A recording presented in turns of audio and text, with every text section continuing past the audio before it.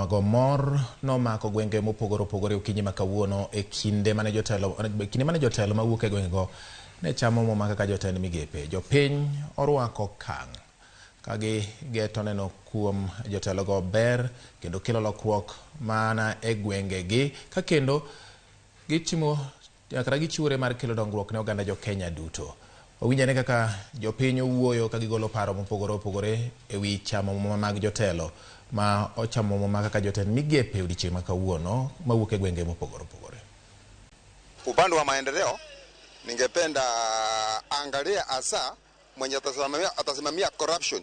Corruption is a major issue in this country. Ndani ya corruption angalie bila kutetea mwenye ameiba, mwenye amefanya nini, achunguzwe na sija kaajirie wenye wameiba mali ya wananchi. Apunguze unga.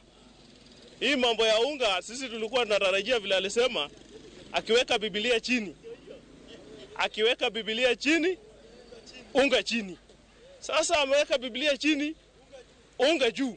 Na unga hiyo ikiwa juu tunaambiwa 100 days. Sasa nini tunaambiwa 1 year. Sasa tutangojea 1 year ndio unga ishuke bwana. Nao tunawaambia tunaomba tafadhali mtufanyie kazi na muache mchezo ya kazi. Matarajio yetu ni wapunguze tu bei ya mafuta, unga irudi chini, tunaumia sana.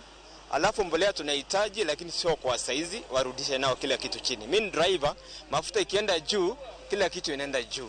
Mimi ninakumbuka wakati rais wetu William Ruto alikuwa anafanya campaign hapa Nyamira. Wakati alikuwa kiwanja ya Nyamaya, alituahidi ya kwamba kuna barabara inatoka Nyamaya inaenda mpaka Kerenyo. Hiyo barabara imetusumbua wakati mingi. So tunataka hao mawaziri kama huyo waziri wa barabara akiingia, kitu ya kwanza atuangalilie hiyo barabara ya kutoka Nyamaya mpaka kuende Kerenyo. Sehemu ya Marsabit tunaweza lima irrigation ikipatikana. Irrigation maji iko Kenya ya kutosha. Sisi nalisha inchi zingine na maji yetu, na hii maji inaweza kuenda mpaka Isiolo alafu ilete faida kwa Kenya. Wajenge terms.